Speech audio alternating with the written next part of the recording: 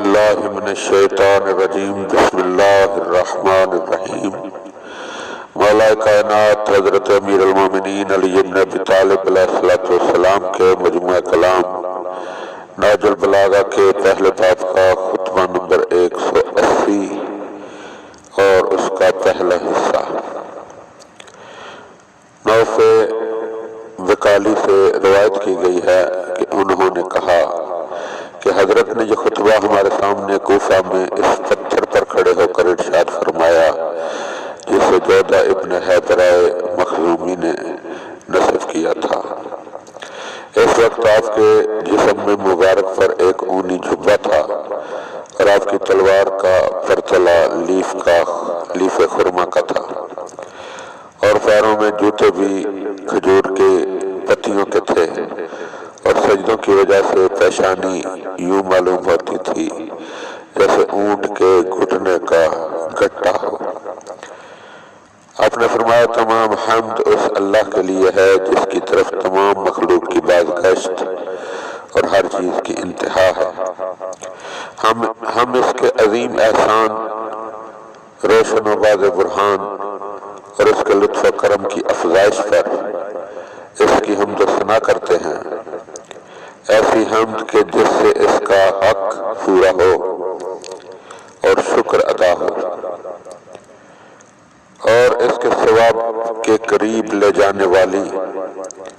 اور اس کی بخششوں کو بڑھانے والی ہو۔ ہم اس سے اس طرح مدد مانگتے ہیں جس طرح اس کے فضل کا امیدوار، اس کے نفع کا آرزو مند، دفع بلیات کا اطمینان رکھنے والا اور بخشش و عطا کا معترف اور قول و عمل سے اس کا مطیع و فرما بردار اس سے مدد چاہتا ہو۔ اور ہم اس شخص کی طرح اس پر ایمان رکھتے ہیں جو یقین کے ساتھ اس سے آس لگائے ہو اور ایمان کامل کے ساتھ اس کی طرف رجوع ہو اور اطاعت و فرما برداری کے ساتھ اس کے سامنے عاجزی و فرامتی کرتا ہو اور اسے ایک جانتے ہوئے اس سے اخلاص برتتا ہو اور سپاس گزاری کے ساتھ اسے بزرگ جانتا ہو اور رغبت و کوشش سے اس کے دامن میں پناہ ڈھونڈتا ہو۔ اس کا کوئی باپ نہیں، وہ عزت و بزرگی میں اس کا شریک ہو،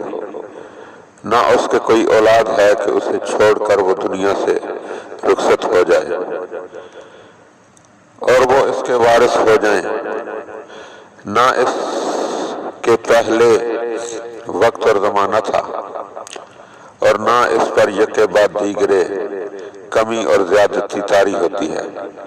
بلکہ جو اس نے مضبوط نظام کائنات اور اٹل احکام کی علامتیں ہمیں دکھائی ہیں، ان کی وجہ سے وہ عقلوں کے لیے ظاہر ہوا ہے۔ چنانچہ وہ اس آفرینش پر گواہی دینے والوں میں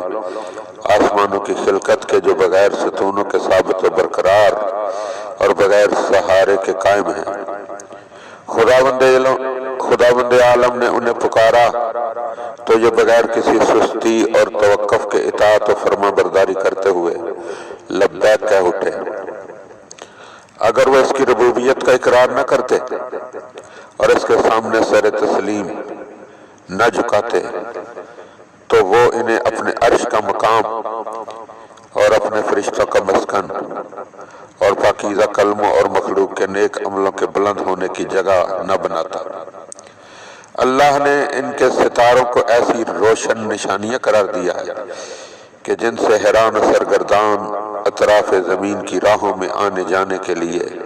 رہنمائی حاصل کرتے ہیں۔ اندھیری رات کی اندھاریوں کے سیاہ پردے ان کے نور کی زوفاشیوں کو نہیں روکتے اور نہ شب تاریک کی تیرگی کے پردے یہ طاقت رکھتے ہیں کہ وہ آسمانوں میں پھیلی ہوئی چاند کے نور کی جگمگاہٹ کو پلٹا دیں۔ پاک ہے وہ ذات جس پر پست زمین کے قطعوں اور باہم ملے ہوئے سیاہ پہاڑوں کی چوٹیوں میں اندھیری رات کی اندھیریوں اور پرسکون شب کی ظلمت پوشیدہ نہیں ہیں۔